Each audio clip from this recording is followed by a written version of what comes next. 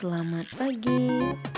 Hari ini kembali lagi ya bersama Miss dalam proses pembelajaran melalui daring. Bagaimana kabarnya pada hari ini? Semoga kita semua masih tetap dalam keadaan yang sehat dan juga semangat ya. Hari ini kita akan mempelajari ilmu pengetahuan alam. Silahkan persiapkan buku pena 5B-nya halaman 144 sampai 145.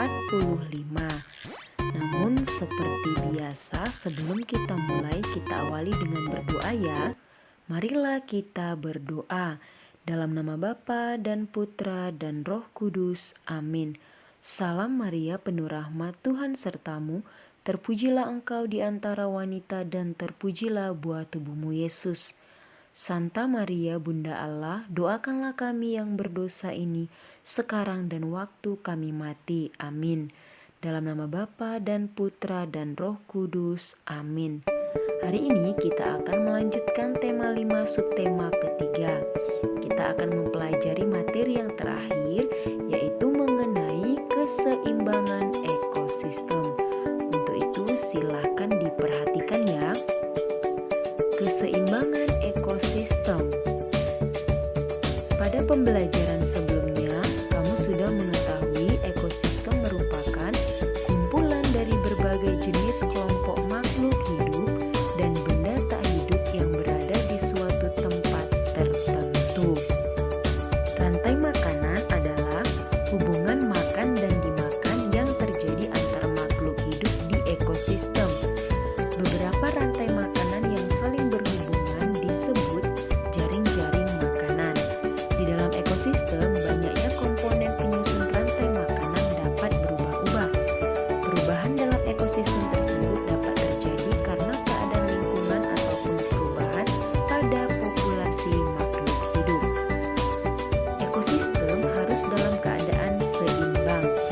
Perubahan yang terjadi pada salah satu komponen akan menyebabkan ekosistem terganggu. Perubahan lingkungan akibat faktor alam dan aktivitas manusia dapat menjadi pemicu ketidakseimbangan ekosistem. Terdapat berbagai sumber makanan dan faktor lingkungan yang menunjang kehidupan makhluk hidup di dalamnya. Oleh karena itu, keseimbangan ekosistem tersebut dapat terganggu oleh faktor alam ataupun aktivitas manusia. Nah, lalu apa saja faktor-faktor yang mempengaruhi keseimbangan ekosistem? Berikut ini faktor-faktor yang mempengaruhi keseimbangan ekosistem. Yang pertama, faktor alam. Faktor alam adalah peristiwa alam yang dapat mengganggu keseimbangan ekosistem. Umumnya berupa bencana alam. Peristiwa bencana alam dapat merusak suatu ekosistem hingga memengaruhi komponen penyusun ekosistem tersebut. Beberapa contoh bencana alam misalnya gempa bumi, banjir, gunung meletus, tsunami, angin topan, dan tanah longsor. Yang kedua, faktor aktivitas manusia. Faktor aktivitas manusia adalah kegiatan manusia dalam memanfaatkan sumber daya alam yang dapat mengganggu keseimbangan ekosistem. Kegiatan tersebut antara lain penebangan pohon, pertambangan, pertanian, dan perburuan liar. Kegiatan menebang pohon ataupun pembakaran hutan dapat mengurangi habitat beberapa jenis hewan, misalnya serangga. Jika habitatnya berkurang, jumlah populasi serangga juga dapat berkurang karena hewan tersebut kehilangan tempat hidup. Akibatnya, burung-burung kecil yang memangsa serangga akan kesulitan mencari makanan. Keseimbangan jaring-jaring makanan pun akan terganggu. Dalam kegiatan pertanian, seringkali petani menggunakan pestisida agar tanaman pertanian mereka terhindar dari hama. Akan tetapi, penggunaan pestisida secara berlebihan dapat mengganggu keseimbangan ekosistem. dapat membasmi serangga tertentu yang merupakan konsumen tingkat 1 dalam ekosistem sawah.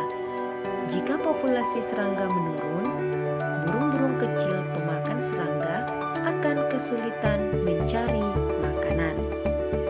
Itulah faktor-faktor yang memengaruhi keseimbangan ekosistem.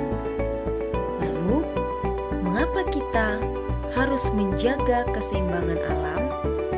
Nah, pentingnya menjaga keseimbangan alam ya memberikan manfaat kepada manusia.